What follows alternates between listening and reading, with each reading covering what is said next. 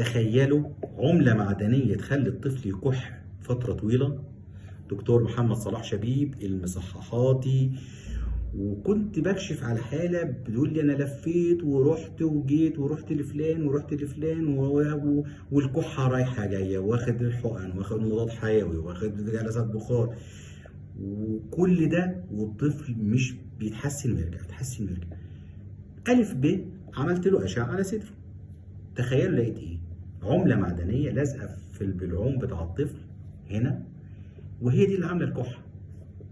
فالكحة المزمنة ممكن يبقى سببها جسم غريب الطفل شرق فيه، خصوصا الأطفال الصغيرين قبل 4 سنين.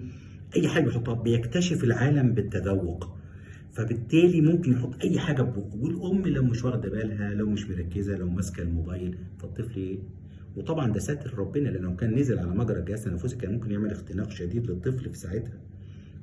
عشان كده بنقول معلومتين، نخلي بالنا إن الطفل ما يبقاش في حاجات صغيرة يقدر يحطها بقه أو يشرب منها، نمرة 1. نمرة 2، إن الكحة المزمنة ليها أسباب كتير جدا ومنها الجسم الغريب.